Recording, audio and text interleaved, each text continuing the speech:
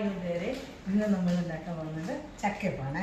ചക്ക ഞെട്ടി വൃത്തിയാക്കി വെച്ചിട്ടുണ്ട്, തേങ്ങ തിരിഞ്ഞ് വെച്ചിട്ടുണ്ട്, പിന്നെ ശർക്കര ചിരണ്ടി വെച്ച് കുറച്ച് ഏലക്കായും പൊടിച്ച് വെച്ച് നമ്മൾ ഗോതമ്പ് മാവാണ് എടുത്തിട്ടുള്ളത്.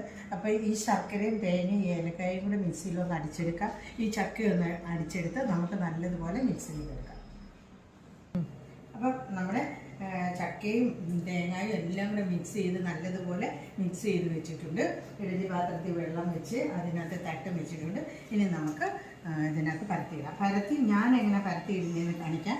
ഇങ്ങനെ വെച്ചിട്ട് നമ്മൾ ഇങ്ങനെ ആക്കത്തില്ല, ഞാൻ ഇങ്ങനെ വെച്ചിട്ട് ഇങ്ങനെ ആക്കുമ്പം എല്ലാം നല്ലതുപോലെ കനം കുറഞ്ഞ് നമുക്ക് കിട്ടും. എല്ലാം നമുക്ക് ഇതുപോലെ ആക്കി വയ്ക്കാം.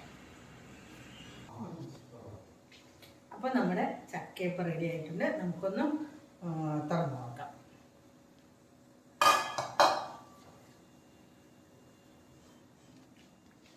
നല്ലതുപോലെ വെന്തിട്ടുണ്ട്,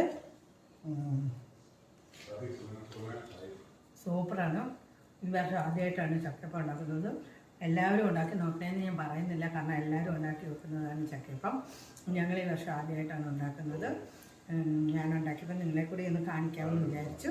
എൻ്റെ വീഡിയോ ഇഷ്ടപ്പെട്ടാൽ എല്ലാവരും ലൈക്ക് ചെയ്യണം, കമൻറ്റ് ചെയ്യണം. അടുത്ത വീഡിയോയിലൂടെ നോക്കി വരിക.